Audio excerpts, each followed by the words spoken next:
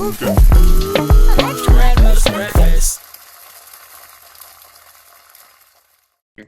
right, man. Hey, what's going on, everyone? This is the Grandma's Breakfast Podcast. We have our first ever guest, Dani Cervantes. First ever?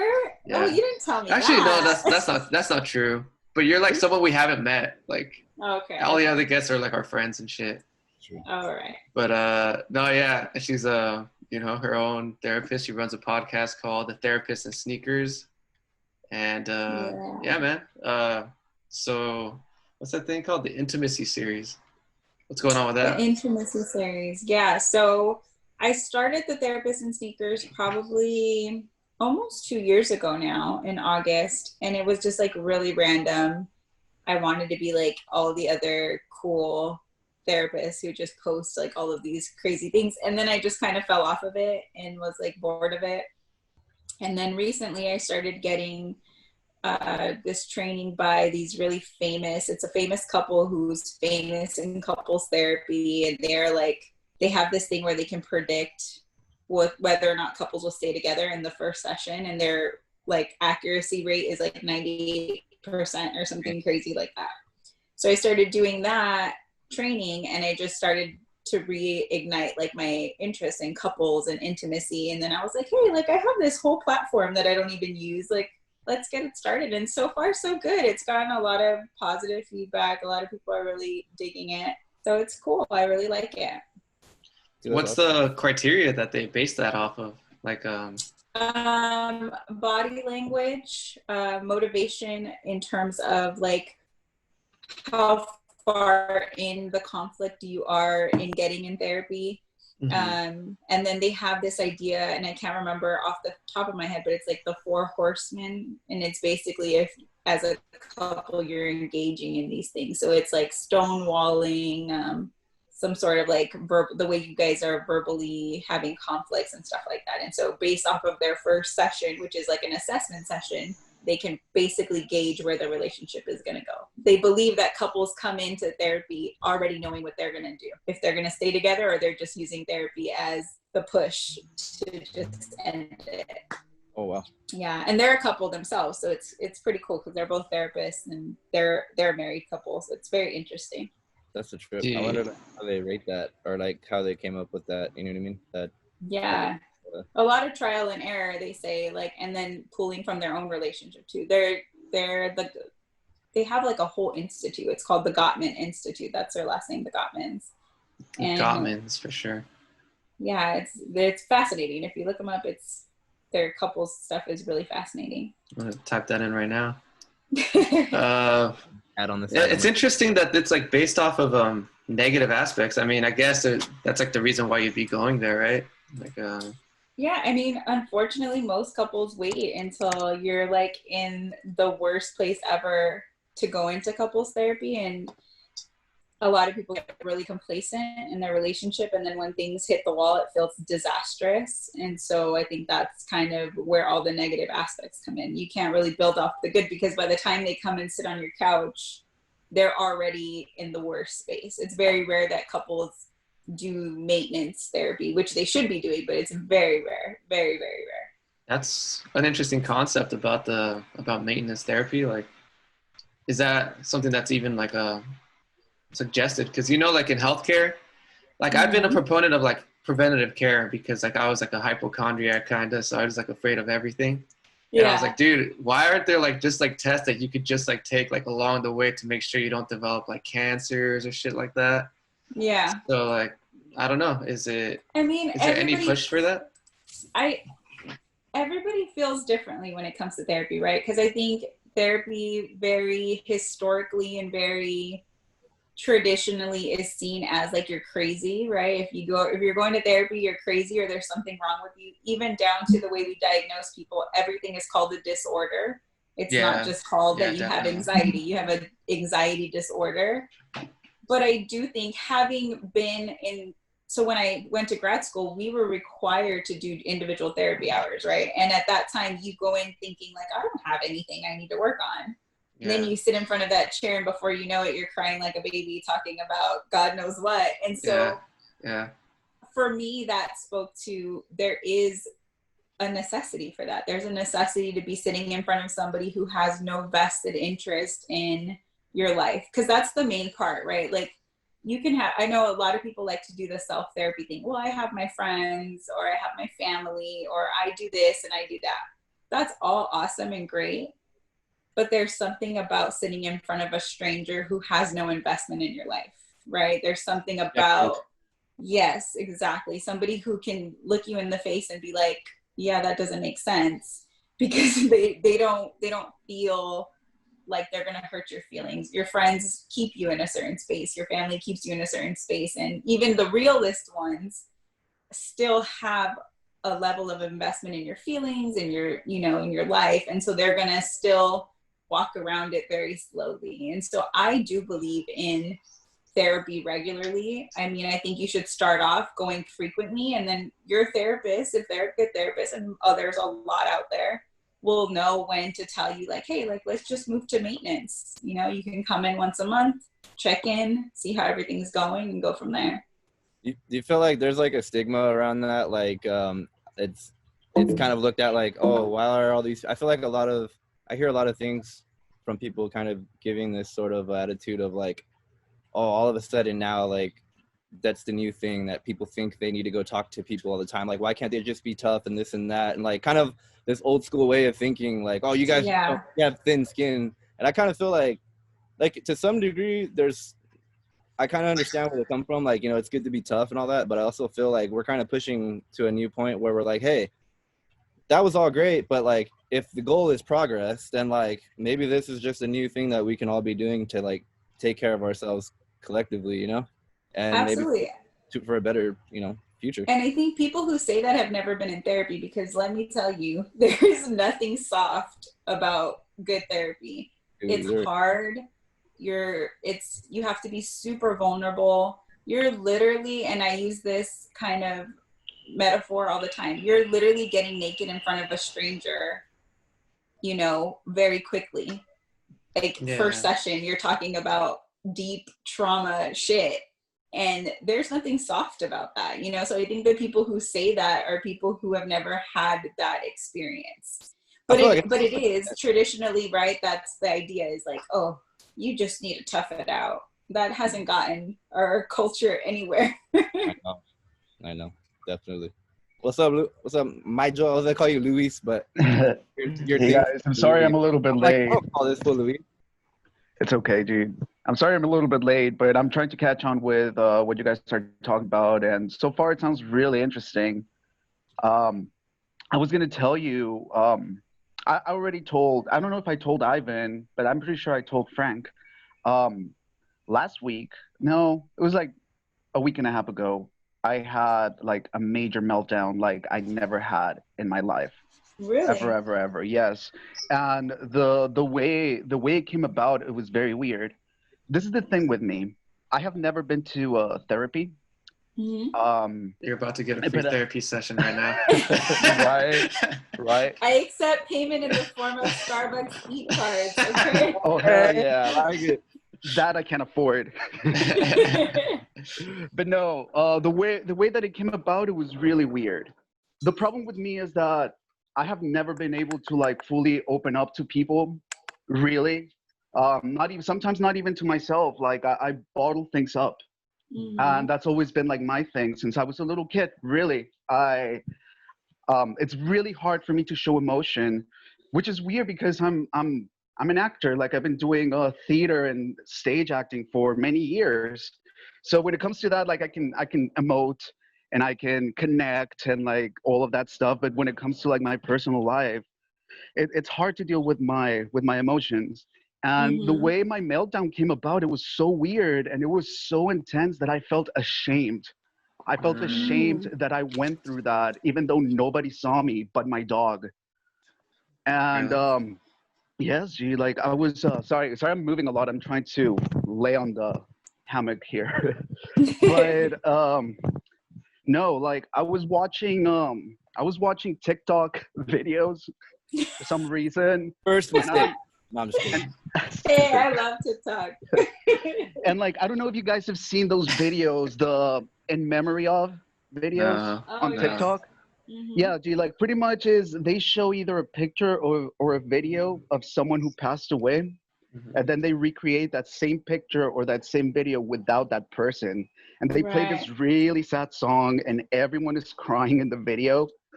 Given, I was not I was not sober, okay, when I was watching this. So I'm sitting there and I'm watching, dude, and like a couple of minutes into the videos, like I started like crying, you know, like a little tear here and there, dude. But then it started like getting to me. And then before I knew it, dude, like I was crying like a little kid, like straight up, dude. Like it was, I feel like I was overreacting to the video. It was literally like I just found out that my mom got shot in the head. Ooh, That was my that's reaction, deep. G. Like I was like crying like a little kid, and I couldn't stop, G. And the thing is, I was lucid. Like I was thinking while I was going through that shit, I was thinking like, why am I crying, and why can't I stop? Like I don't know what the hell is going on. And that thing went on for like 5 minutes, and I sat down on the floor, G, and my dog came to me, and like I hugged him, and I was just like crying. I couldn't freaking stop.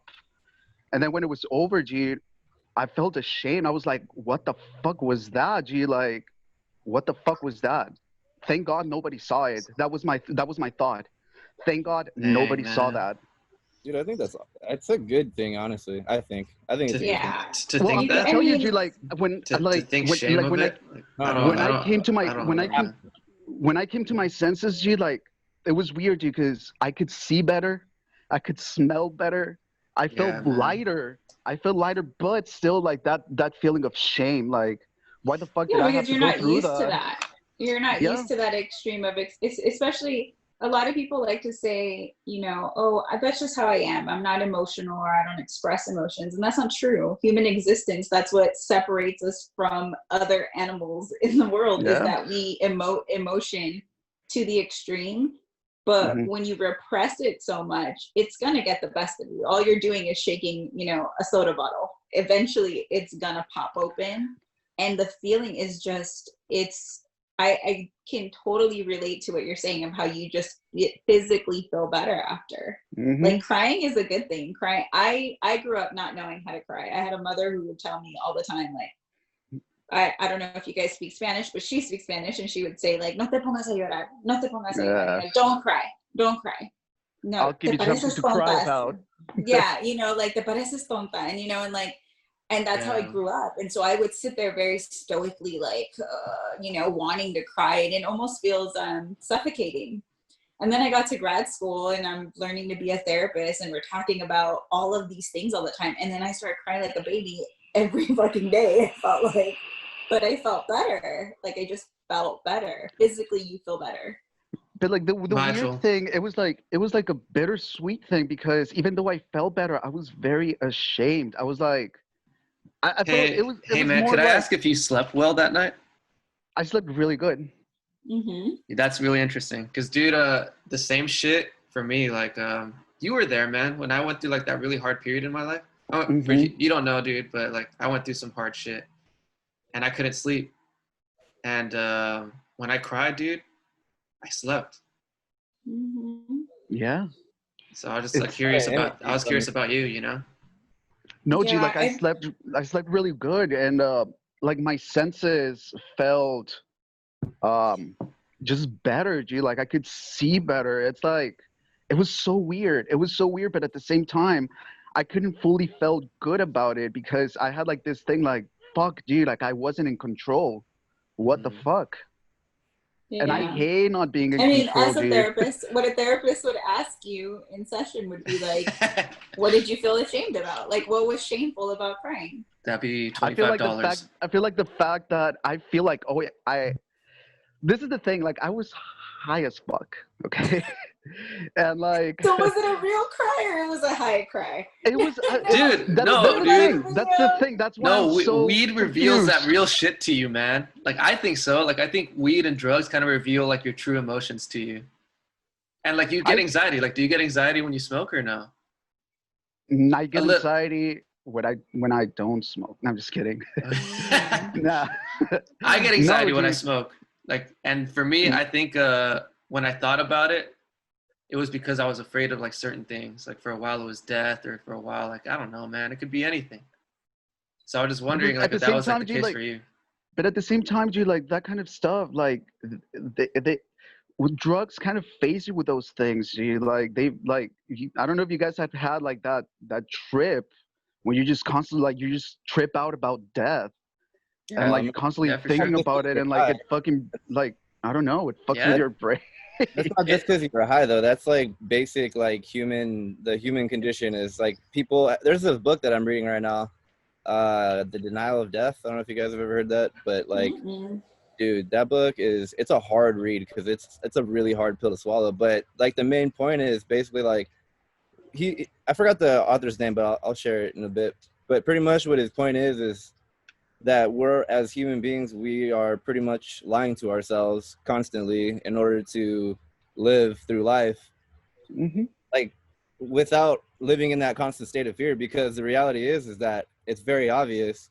It's not a very nice ending. Like, no matter how you want to like chop it up, no one gets out alive. And so people put these masks on to try to pretend like there's no problem, but there is a problem. It's just the basic like human condition, and it's a denial of that, which is, he explains, it's pretty much the sum of all problems, which I mean it kind of makes a lot of sense, you know. And that is the denial of death. Like, he thinks that culturally we have. Is this like an American book?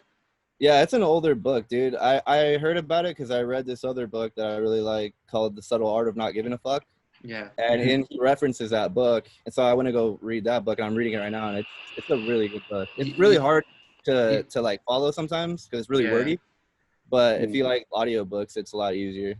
But you know, like, I've thought about that a lot too. Like, death was an obsession of mine for a long time, and I thought there was a few like interesting things in my early 20s that I think like kind of speak to that.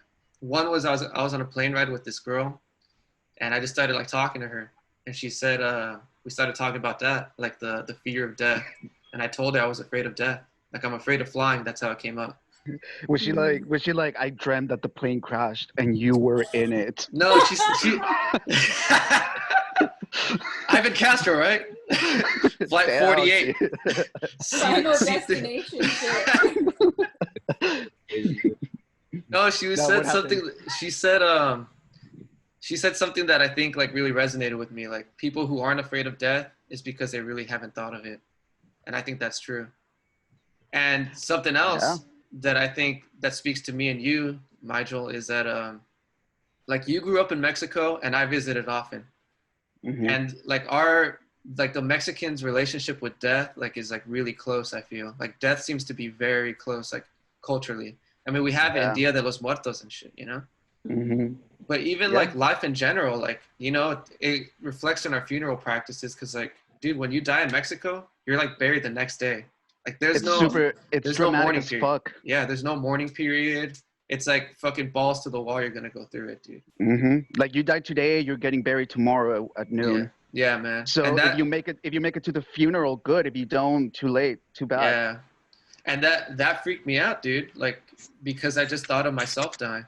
Like, I thought of myself like as like going through a process of dying, and I wondered if I'd be truly dead, like when I was buried, you know. And I wanted to be, because I don't want to fucking go like be buried. Like, fuck no, I'm still like feeling shit, dude. Gee, that's fucking scary. Yeah, that's not a good concept. That's not a good idea to be thinking about. I don't know. I'm more of a live in the moment kind of person. Not that I don't fear death. I know that death could be 2 seconds from me, right? I could die right now on this podcast. Hopefully I don't, but I could. Meteor strikes. But it's more what am I going to do with the time that I have, you know, and just the idea of the mass is that's a very popular therapeutic concept, that we do all live with mass and we trade them off depending on who we're with and where we're at and how we're functioning. Like a group. And it's kind of just like, and I think for me personally, the idea of just wanting to limit that to maybe just one mask, if it is that I'm just living life in a mask, the fewer the masks, the better, right? That's kind of how I see it, is like, living through life, kind of decreasing those masks, more of an authentic version of yourself, you know? Because Yeah. I think we just, depending on where you're at in your life, you just are multiple people in multiple spaces. I think that's kind of like part of that in that book. That's kind of like he's using that as sort of like a stepping stone. Like it's actually a good thing that we do wear these kind of like these kind of lie to ourselves, because without it, you're going to be constantly living in a state of fear and a constant state of anxiety about it. So You can't fully good function. that we feel some of these, like, I guess you could say lies in sort of ways that, you know, we're going to be, he calls them immortality projects. And he says that everything is an immortality project. Yeah. That I've we're heard just of that trying, too. you know, to live forever. And, you know, but that's what keeps us going. But I think that it could allow, kind of like what you said, to be like the most authentic version of yourself. So that, I mean, that you think like, oh, what is the point? If there's no point, at least the only moment that I have is now. Like that's literally the thing that matters. Yeah, dude. I'm really glad I went through that, honestly. Like it kind of just shaped my attitude towards life. Like, I mean, I don't know. Like, I approach things as if my mortality is like a factor, you know? Like, you know, guys are afraid to hit on girls. Like, I'm not well, it is like there's anxiety in it. I'm not, there's anxiety in it, but like it pales in comparison to the fear of death, you know? And that like puts things into perspective. And like that's with anything. Like if there's like a waterfall that like people are jumping into, like I'm afraid of dying, like of heights, but you know, like I'm probably not gonna die, and like living this moment is like exhilarating. Like it's more it's life affirming. Also, when you jump, the fucking after you're done, you feel like amazing. You're like, oh, what the fuck was that? Yeah, you conquer your fear. Yeah, it's awesome. It's like little projects where you like, you know, build yourself up. Yeah, and I guess again, I think it goes back to that idea of like the not feeling emotions, right? That repression. When you're repressing, you learn to repress things or to run from things. What do you gain from that? What do you feel so much better? Like you said, you jump into the waterfall and then you just like, oh, that was awesome. You know, I'm so glad I did it. Yeah. The same with crying. You know, I've been holding that in. You've probably been holding that cry in for God knows how long, if you felt that amazing after. Like, yeah, man. That wasn't about the TikTok video. That was about who knows how many things. Probably because like not even me and my grandpa, we were really close before he passed away. And even when he passed away, I don't think I broke down like that. Of course I was sad, and of course I cried, and of course I let my emotions out when it happened. But I feel like still like I didn't let all my emotions out like I should have. And like I said, that was probably the last time that I genuinely cried for someone or something. And that was 10 years ago, 12 years ago almost. Yeah. Other than that, like I've not really, and I don't know, and I also feel like it's the fact that I feel in a way, I feel lucky that I grew up not being exposed to death.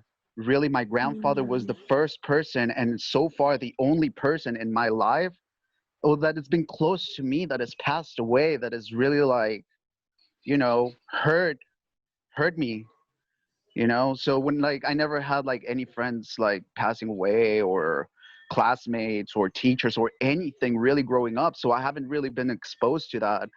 In a way, it's a good thing, but also in a way, I don't know how to fucking approach it. You know, I know Mexicans have like this relationship with death, but the relationship with death that we have, like it's more lighthearted. Like we don't take it seriously. We know it's there, dude, but it's not. No, man. There's no. I don't feel like there's a sense. That's totally not the approach that I had, even as a young kid, dude. Seeing insects die. Like I knew, I was like, dude, like this is all around us, you know? Like death is everywhere. Well, yeah. You were worried about the ants? Yeah, and it's, you know, it's crazy. Like I think now, I don't think I have empathy problems, but my empathy is very limited. Like say like I know you, like you guys. If something happened to you guys, I care. But if something happened to like, I don't know, I'm gonna be really candid. Like all those things that are happening right now, like in you know, politically, I don't really care about them. Like not really. Like not truly. Like I don't know if you're supposed to, but it's not like if you guys died. you know? But I think you're coming more. Well, correct me if I'm wrong, but like it seems more of a perspective of like you're trying not to stick your nose in like business that you feel is not yours. But I just I don't don't think feel that it, that's man. like I don't think that's like a horrible thing. But I think like as far as whether you should care about certain things, I think that I mean like as people, we all try to come together to build a better system. So I think it kind of makes sense that people do give a shit about things that maybe aren't like directly related to them. Yeah. But I mean, I don't think it makes you like a horrible person that you don't like want to participate in shit that you don't have like an interest in. I mean, I don't think I'm a horrible person. I'm just trying to say, horrible. I just think, I don't know. I spent a lot of my life like having like max empathy for a lot of people that I think I just punched myself out like early, dude. And honestly, like I feel like a lot better like having my the people I care about, like a tight circle, you know, like I care about you guys. But I think there's certain levels of empathy, and I think like I'm like that. I'm super empathetic. I was that way before I became a therapist. Has nothing to do with being a therapist. I think I became a therapist because of that. I can feel it. I can feel when somebody in my life is off, and then I take it on in this like super intense way. Sometimes I have my best friend, she will always say like, you feel my feelings more than I do. Like all the time she'll tell me something and I'm like, I can't believe it, and I'm so mad, and she's just like chilling. She's like, it's not that big of a deal, but like I'm like intensely upset, you know. But then when I see things out in the world, like, do I feel them? Yes, but it's a way different level than my tight, close circle. But I still care. And exactly like Frank said, like wanting to live in a place that's better, you know, a society that's better. And I think it's just, I think maybe what's happening for you, Ivan, is like right now it's exhausting. It's so exhausting to be exposed and involved in all of these, emotionally exhausting. It's like you can't even wrap your head around it anymore. It's like, are we worried about the coronavirus? Are we worried about Black Lives Matter? Are we worried about human trafficking? Are we like, what are we worried about? You know, there's all of these things. It's a lot. Dude, I just heard about the Wayfair thing, and my mind is blown right now. And I'm like, dude, I know, man. I know. You know, I'm gonna be real honest, since we're all being real honest. I'm really bothered by people and they're jumping on this human trafficking bandwagon, because I hate to break it to people. Kids have been getting trafficked by their own parents. Their own parents. Wait, I have no idea. What do you mean the trafficking thing? What is the... There's about like human trafficking, right? Like children. It's mostly children. Yeah. Who are being sold in one way or another, you know, for sexual exploitation. But to me, it's like now, because it's a Wayfair thing, it's the Jeffrey Epstein thing, it's all of that. It's become popular. But like nobody talks about, I don't know where you guys live, but nobody talks about like the strip clubs on Valley Boulevard in the City of Industry, where there's tons of underage girls who are dancing. That's where they are right now. That's where these kids are right now. And those kids are human trafficked kids, right? In the formal world, we call them CSEC kids, children of who are sexually exploited. Or commercial, you know, for commercial gain. And it's interesting to me now that people are jumping on this and they're worried about the millionaires who are trafficking these children, but they're not worried about the pornography that they consume, that a lot of time includes underage children. You know, Pornhub does not regulate who is on their video. No, because I can boycott Pornhub, dude. Yeah, you could create a video and you can upload it. Strip clubs, they ask for the bare minimum, and they're children. And then people focus on girls. I'm sorry, but boys are trafficked at double the rate. Oh, really? Yes, absolutely. Boys are a hot commodity in the human trafficking world, and it's very sad. So it's just, I'm mind blown by the Wayfair thing for sure. But I'm also a little hot and bothered by people's new vested interest in this high profile version of human trafficking. Like, I need to see like the strip clubs get raided and all of that. And then I think it's because one of my coworkers sorry. No, go ahead. I was just gonna say, Jay, like one of my coworkers that lives in Azusa told me that the neighborhood where she lives, there's like it's known to have like a lot of houses that have been raided because they keep like people that have been kidnapped, and they're gonna use them for human trafficking and shit, dude. And like that's apparently happened a lot, dude. And Yeah. like they say that like nobody talks about it. Like you don't fucking hear that on the news. You don't see it, like Nope. really.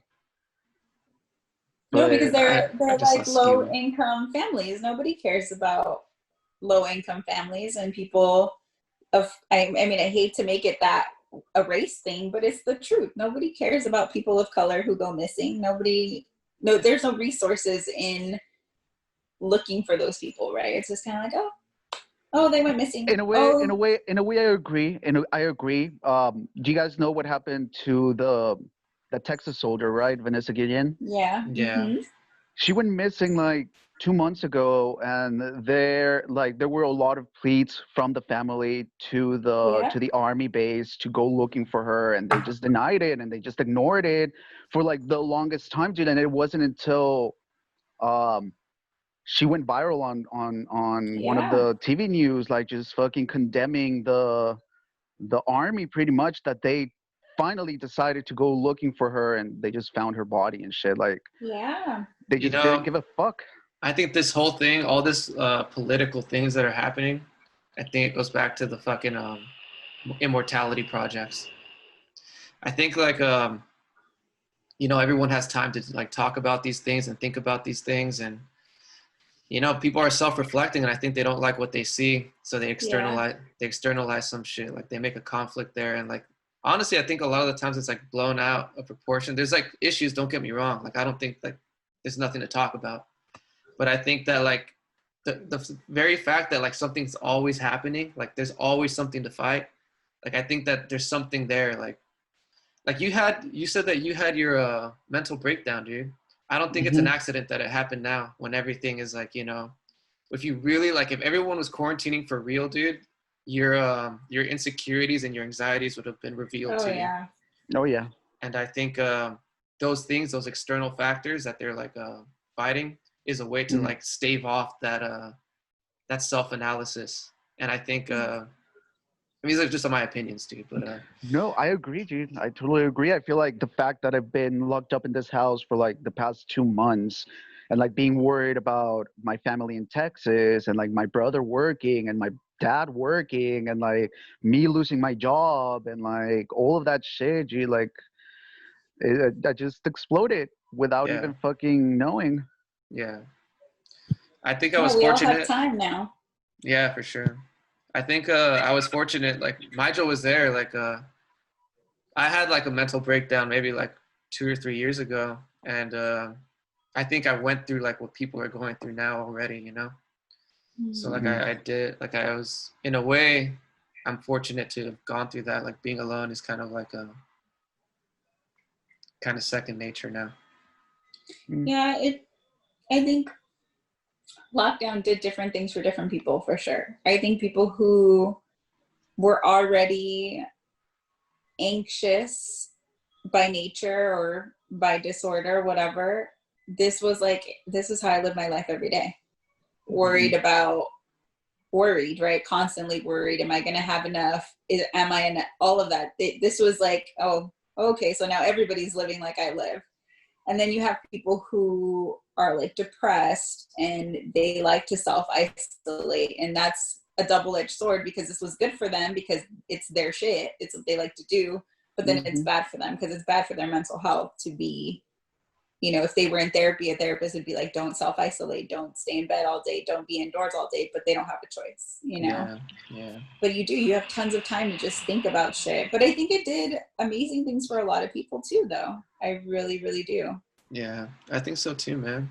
I mean, Billy is not here today, but he posted something like he was looking forward to it because Billy and I are like, we're musicians and we like to like create shit. And he posted something about, like, I think it was a quote, and like it just like said ... and they danced and they created art and they like made music and shit. And honestly, like this is really a time to do that. Like I mean, we're talking about the immortality projects, like I have a shitload of projects in my mind. And I think like I think people I don't know. I just kind of want to know, like, if you guys have something like that kind of has, I don't know, that keeps you sane during this whole thing. I think for me, what it did was more, I mean, going on to what my whole, like, the intimacy series thing came up was me being super intentional about my relationships now. And, like, the intimacy I have with everybody in my life, with my partner, I have children, with my children, with my friends, having to be super intentional, because it wasn't just anymore, like, even my coworkers, it wasn't just I walk into an office and I see you every day anymore. It was like, I have to go out of my way to email you or to text you or to call you and check in with you, you know, like, I went from having my kids home very limited hours of the day to all fucking day now. Like, oh my God, if I'm not going to be an intentional mom, like, I need to get my shit together, right? Yeah. And, like, getting to know them in a different way with my partner. Like, now we can't go out and be distracted by other shit. We're not going out to bars where it's loud and we can't really talk to each other. We're not, like, we're here at home just listening to each other. So, like, we're gonna be super intentional about that. And I think that was my project. My quarantine project was, how do I want these relationships to be and play out? Like, if I have to be stuck like this for the rest of my life, how do I want them to be? That's pretty crazy. It's like, it's almost like the opposite of cabin fever, you know? Yeah. Mm-hmm. Did you like get like anything, like, do you feel like you guys are growing in the right direction, or? I feel like what I've been doing, dude, like what keeps me sane in a way, besides reading and like watching Netflix series and shit, fucking practicing my tap dancing and practicing my singing and shit, dude, like that helps me a lot. But at the same time, dude, like while I do it, even though I feel good and I know it's helping me, in a way, I'm in my head, I'm like, why am I doing this for, dude? Like, when am I going to be able to like fucking audition for a show or like do this? You like, God knows when they're going to open theaters, if they open theaters again. Like, it feels pointless. I mean, it helps me, so it's not pointless because it helps me. Yeah, exactly. But at the same time, do you like, there's no purpose beyond that. No, I fully feel that. That's the biggest purpose, though, the self-gratitude part, right? Like, that is, and I think that's what you should tap into, the part it is for you, and when things are for you, then they reflect and spill out in other ways, right? I think we're a culture of, like, everything has to have a reward to it. Everything has to have an outcome and a product, and sometimes that's just not the way it works. Like, sometimes when I think about being a therapist, I'm like, what am I doing? First of all, we don't make a lot of money. I don't care what anybody tells you, unless I go have like a place in Beverly Hills and I'm charging $500 a session. We don't make a lot of money. We'll pay you $500 each, dude. We don't, I'll Venmo. No, but like, we don't get a finished product, right? Like, if you really think about it as therapists, like, I can have a therapy session and I'll never see that person again. And I can't be blowing them up and be like, hey, how was it? How did that work out for you? You know? Did you change your life yet? Exactly. Did you get it together or no? And get your shit together. And then that's where you have to learn, like, the self-gratitude. That's where you have to learn. You get like a random text. She died, dude. No. Fucking Ivan, we gotta go more, fucking horrible, dude. No, it's okay. She got hit. She got hit by a Greyhound bus. It wasn't suicide. Oh my goodness. No, but it's like the self-gratitude part, right? Like, what does it mean to me? What does it mean to me to do what I do? Because I believe, like, being a therapist, that's my talent. Like, your talent is singing, acting, tap dancing. That's your talent. Like, what does it do for you? Exactly. That's kind of I feel like at some point it needs to it has to be, something has to be enough for you. Like that, maybe that's the issue, is that that nothing's enough for you. And if nothing's enough for you, maybe it's more like you need to go inward. And sometimes I feel like we like, as human beings, we do everything for we do two things. We're either trying to get away from pain or we're trying to get into pleasure. And if something like that brings you pleasure, then, I mean, why isn't that enough? Why can't that be enough? Yeah. Why do you? I'm gonna tell you why isn't enough. Music. What's that? Sorry. Go ahead. Finish. What I was just gonna say, like for music, for me playing drums, like it was a really difficult decision for me to start playing again a year ago, because I was thinking the same exact thing. I'm like, well, I'm not gonna be a rock star, and that's what I wanted to be. So why am I gonna start playing drums again? Like, I'm not in a band. Like, why do I do this? But honestly, like, as I started playing, I started to feel good. And that's when I was like, dude, that's it right there. Why am I questioning this? It makes me feel good. You know what I mean? Yeah. So I think that, Fully agree. Fully I'm going to agree, tell dude. you why I feel it's not enough, Gene. And I feel like Ivan would share this opinion with me in a way. When you're an artist, Jude, and you perform in front of people, like, first of all, Jude, like, if you're an artist, you have an ego. That's well, like a everybody has given. That's like a Like- given with any art. No, Jude, but it's Like the greater waffle? with an artist. With an artist, Jude, it's like, hey, look at me, I can do this, I can do that, and like I just made this album, and I'm in the show, and like look at me, come and see me, Jude. Like it feeds on your ego, Jude. Like every artist, every single artist has to have an ego. That's like a given. So even though this is helping me, like it's making me feel better, it's keeping me sane or whatever, Jude. I feel like it's affecting my ego side, like I'm doing, like I usually do this for a reason, dude, to prepare for an audition or to rehearse a song or to rehearse my lines or, and like that, when you take that away from an artist, dude, I mean, I've been performing for like the past 12 years, dude. And when you take that away, it's like, okay, like, why am I doing this for really? Like, yeah, I mean, you get what I'm saying more or less? I do, man. I do. I I get what don't you're know. saying. I don't know if I completely share your sentiment though, because I would think that's like a performing aspect. Like that's a performer. Like if you're making art, like I would think that you're like creating something, you know? I think you just have to be creative on how to feed your ego. If that's what it is, if that's part of the self-gratification part, then it's time to be creative to feed that. Like I believe in that. You have to explore all options to get what you need, and the more you do that inwardly, the less stressful and pressuring it feels to get it outward. I'll tell you, dude, like sorry, go on. No, I was just gonna say really quick, Jay. Like one of my insecurities as a performer has always been my singing voice. Like I've always known that I can carry a tune, but I've never been like a full-on singer, like stand behind a mic, spotlight on me, here I go. Like I've never been that person. Like I'm It's like not really really naked, dude. That's like when you're naked. Yes, Yeah. dude, yes. And I've always been very insecure. I've always been very insecure in that aspect of my performing. It's And natural. I feel like what you said, Danny, right now, that you have to find like other ways to feed on your ego. I feel like if you guys have been looking at my fucking Instagram, G, like it's something that I would have never thought of doing before, G, just because like I said, I'm very insecure about it. But I've been uploading a lot of videos of me just singing in the That's bathroom. good. Dude, I think And like, and I've been getting a lot of good comments and shit. Like people saying like, "Oh, gee, like I didn't know you could sing like that," and like, but so of course that's feeding on my ego and like, okay, fuck yeah, dude. Yeah, I got you. Do you feel like it also is just a part of like, besides the fact that you're feeding your ego or whatever, but isn't it also feel good to like be able to express yourself and like not give a fuck what people think? Yeah, dude, I'm gonna like suggest something, just as advice. I don't. It's worked for me. And that's the only reason why I'm suggesting it. And I'm gonna make it analogous to what you were doing. So like you were practicing your tap, right?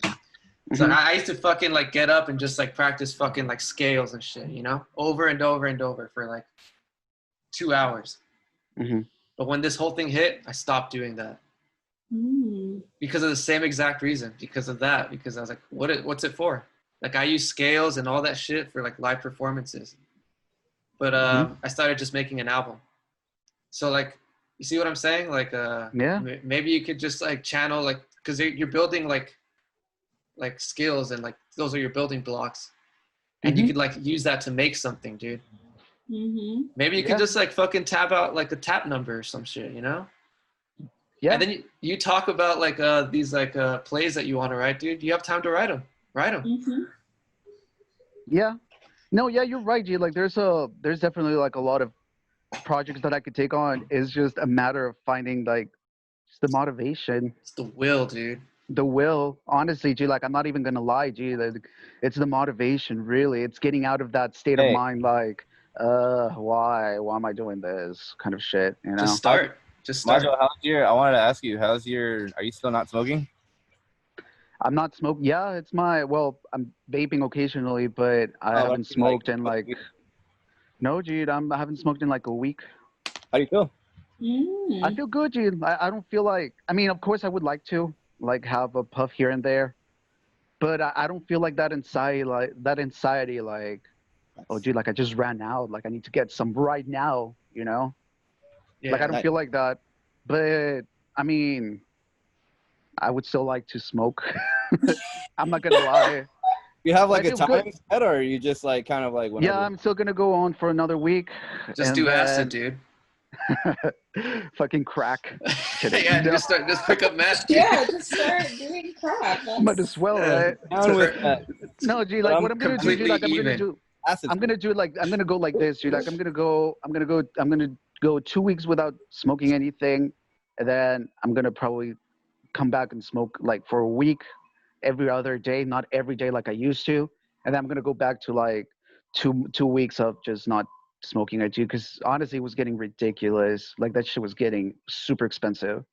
Yeah. I'm on day 2 right now, and I'm thinking the same thing. I'm just like, yeah, I want to smoke, but I'm not tripping. I'm just like, whatever. And it's also like a money thing. I'm like, dude, I spend a lot of fucking money on weed, so I started growing my own shit. I like got closer to the screen as if I would get closer to the plant, dude. Can I smell like, it? Oh, Oh, dude. wow. dude, but that's nothing though. Watch, check this out. My neighbor. Do you partake, Dani, or no? I do not partake. No, I'm very. If you were to ask anybody, Holy shit! Sorry. They would tell you how square I am. Oh, really? Yeah. I'm anxious all by myself. I could trip out all by myself. I'm hype all by myself, so I don't even need all of that stuff. was it ever a thing for you, like in college or anything, or in high school? I mean, it was, in high school, but did you go to Bishop Amat? I did. Did you graduate 2007? I graduated 2006. Oh, really? Yeah. So you dude, I went to Bishop Amat too. Did you? Yeah, but I got kicked out. I kind of just blur it out of my mind. I'm not one of those I feel so bad if somebody hears this, but I'm not one of those Lancer for life people. What? I graduated. All right, this meeting's over. Jumped out and I'm good. Like I was good after that. I'm definitely not. Really? Yeah. What? I don't Lancers get it. were our mascots. No, you get it? Like Yeah, so people used to do the whole it's like they wanted to send their kids there. Like, yeah, I'm good on that. Yeah, no, I'm good on that. Mm-mm. Damn. Yeah. I've been thinking about applying there when this whole thing is over. I was thinking the same thing, dude. Like to be like a math teacher and shit. Yeah. Yeah. Yeah. Oh, there you go. You guys could be Lancers for life. No, dude, I fucking hated being there, man. I hated it. I feel like they're gonna fucking fire me like 1 month into the job, dude. You just say, oh yeah, I don't believe in Jesus. Are they very like that, G? Like, are they very like restrictive on the material that you can teach? Like, for example, me as an English teacher, like, will I be able to teach like shit like I've never Paradise been a teacher Lost and like controversial shit like that, or no? I wish they did do that. Not. I wish that they did teach shit like, honestly, since grade school, I wish they fucking taught philosophy, man. Because there's like a lot of things that I got. Like, it helped me though. Like it helped me like psychologically. Like reading Friedrich Nietzsche, dude, that helped me so much, man. So much, dude. Dude, I feel like if I try to like teach the topics that I would like to teach in a class set room, in a classroom setup, the Satanist Bible. I would get like fired, G. Yeah, like, you probably can't work at Bishop Amat. It's like what? Yeah. I don't understand. It's just it's of the Lord. Yeah. So I don't know, G. Like I feel like if I do get a job there, G, like I don't feel like, I don't know, G. Like I don't feel like I'm gonna put my whole heart into it. Really. Well, hopefully they don't hear this. Hopefully they don't hear this before your interview. Mr. Mr. Beck is watching this, dude. Dude, we have like 7 followers. How many followers do we have on Spotify? I don't know, man. No. We have like 4 or 5. Shout out to all of our 4 dude. And next week we're gonna do the Ouija board.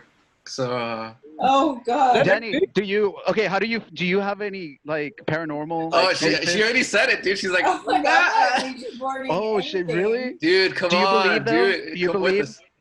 In ghosts? You know, Just gonna say yes. I have very mixed feelings about those things. I think you can make anything happen that you really believe in. So I don't know. I am very into, like, as every other basic girl in the world right now, I'm very into like horoscopes and zodiac signs and all of that. For sure. Definitely. You get along with my other cousin then. And I'm definitely a believer in like tarot card reading. I do believe. Oh in that. yeah? So Yeah. what you're saying is you wouldn't be down to play the Ouija board? Nah, I don't want to call anybody from the dead. I'm good. Yeah. Nah.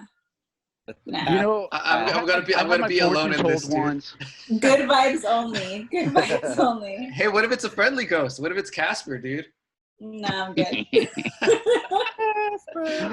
Yeah, dude. You know what, dude? I don't know if I've ever told you guys, but I had my fortune told when I was in college. Oh yeah? Were they right? And it kind of tripped me out a little bit because she Did it come mentioned true? no, like Then it wasn't your fortune, dude. Not a millionaire. It wasn't my No, fortune. obviously not. It wasn't my You fortune. just got told, really. dude. That's I it. got told. No, dude, like it was weird because like the lady, she straight up looked like an old gypsy, like the typical tarot reader. Mhm. Like she was old. She had like long curly white hair. She had like a bandana and like shit like that. Like she looked like a gypsy. Did she have a crystal Lord. ball too? No, dude, but she had like a little table with like a galaxy printed cloth on it. Oh, Like it was nah, very, see, it was Standard it was issue. very cliche. It was very I cliche get like my that. readings. I get my readings from like a very normal girl. She's super intelligent. She does it over Instagram. Like it's cool. And No, they've but all been Wow. spot on and legit. Trip out on this, dude. Like as cliche as it was, she did say something that kind of like made me think like, what the fuck? Uh-huh. We sat down, dude, and like she put the deck and she told me like, put your hand on it and then recite this, and she made me recite something, and then she's like, what do you want to know? You want to know about your past, your present, or your future? I was like, I want to know whatever you have to tell me, Mhm. you know. Then she started throwing the cards, and then she started telling me like, oh, like your school and like you're gonna do really good and blah blah blah blah blah. I was like, yeah, of course, yeah, whatever. And then she's like, you have a younger brother. I was like, yeah. He's like, yeah. I was like, how did you know? Whoa. Do I have older brother written all over me? No, and then she was like, no, dude, like after that, she was like, and he's like hanging around with like the bad crowd. I was like, I wouldn't say the bad crowd really. She was hanging out with like some cholos and shit, but we didn't like that. But we didn't really think like they were like the bad crowd, you know, like they were just paisa cholos. Uh-huh. And she was like, it's your brother, and his name starts with the letter E. Uh-huh. And that's why I was just like, what the fuck? Whoa. That was weird. Can I ask you a question? And just, I'm not trying to state like anything as far as whether I believe it could be real or not, because I believe that You believe it's it. a possibility. I want to believe it, but I also believe that there are con artists out there, and I just want to question: did you give her your full name before you guys met? Nothing, dude. It was in college, dude. Like they have like this student fairs where they just bring like 1 week they would bring like massage therapists, another week they would bring like psychics and shit. They wouldn't charge you anything. She works admissions, dude. I know, dude. She works at financial. She works at financial aid, dude. Yeah, dude. She was like looking at you. We're gonna get that guy right now. I don't doubt it, but Ashton Kutcher, watch out! Like in the middle of it, dude.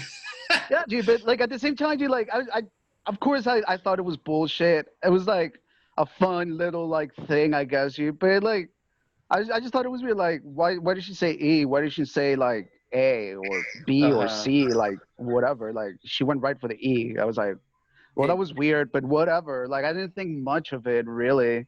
Mm-hmm. I got a question for you, Danny. What's up?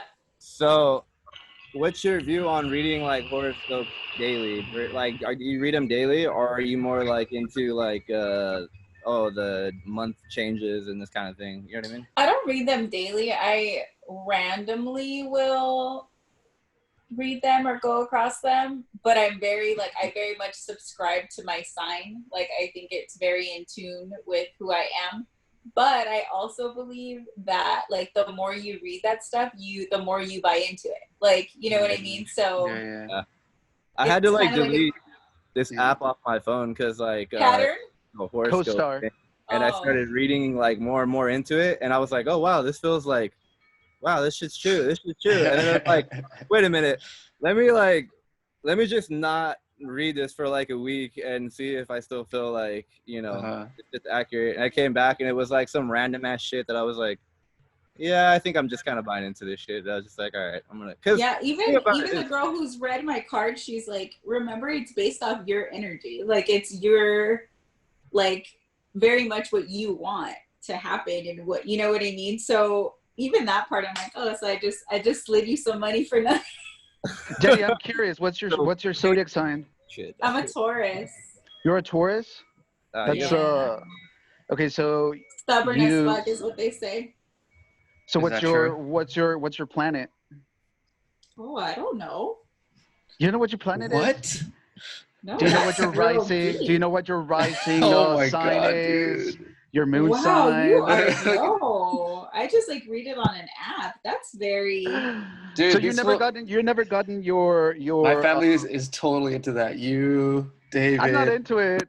I'm into it because Ale made me get it, and I read it and I thought it was interesting, but I'm not really into it.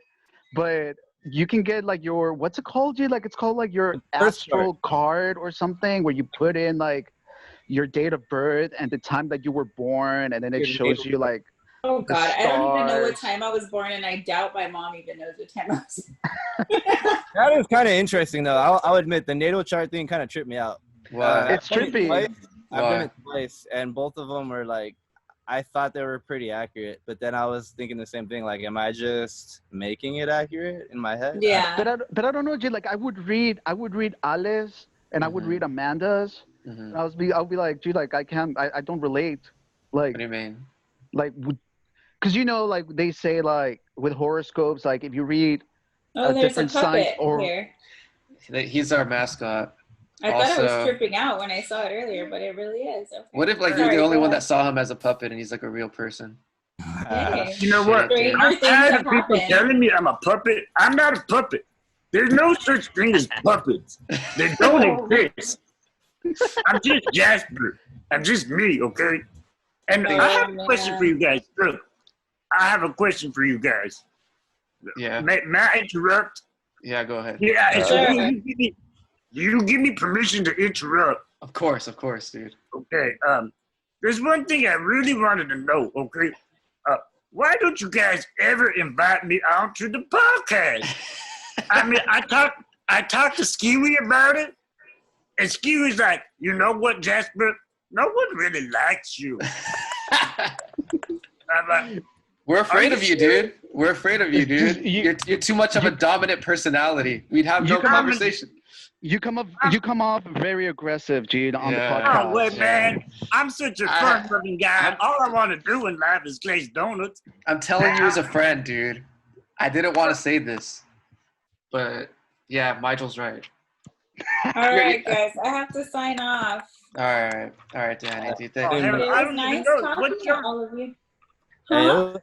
Hey, thanks for joining. Yeah, whenever, except for when you guys do the Ouija board. I don't want to be on for that one, but any other time. Make sure you watch it, though.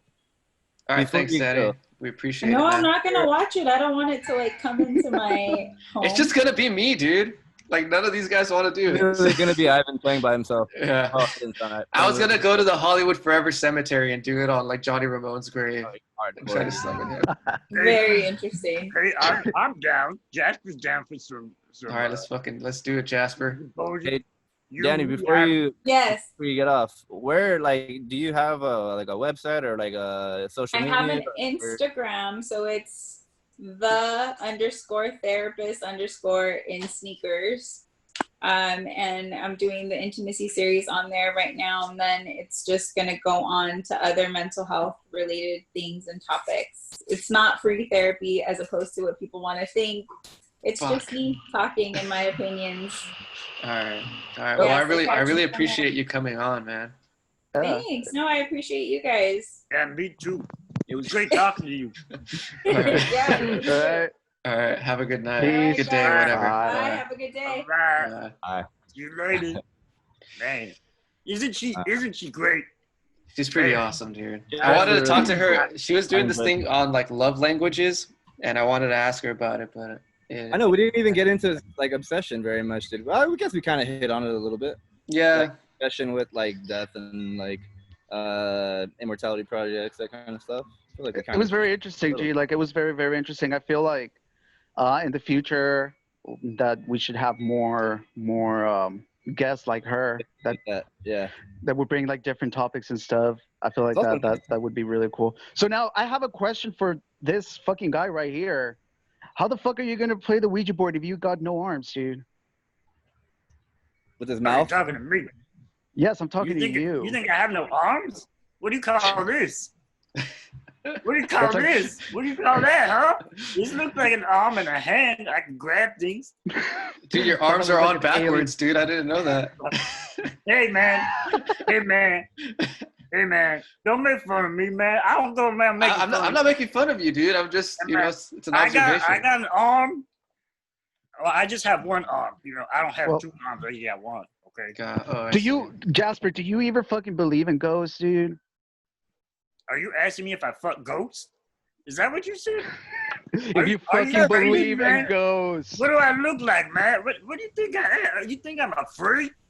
Actually, I kind of mean, am a freak, but don't I tell don't know. anybody I was because gonna it's kind of a say. secret. I was gonna fucking say, G. Aren't you a ghost? I thought you Aren't were a ghost. you- I'm not a ghost. Oh. I'm a real person. I have feelings, dude. That is why I was really hurt when you guys never invite me onto the podcast. I apologize. Well, you have to. That was like such a heartfelt apology. I You know what? apologize. And another question I had for you guys is, where is Grandma? You never bring Grandma on the podcast. Where is she? If you want, She's in the kitchen. She's making us breakfast. Fuck, dude, you have a really good, you you should made a invite good her on point. the podcast. But if not, I have my grandma Poppins. Oh, and better yet, my Uncle Sneech. My Uncle Sneech, he's a comedian. He's funny as fuck, man. And I'll tell you, I could bring him on sometime, and he's gonna make you laugh your asses off, man. And he glaze your donut really hard. Oh, gee. Is this for guy. free? Are these services for free? Oh, they're free for now, Wow.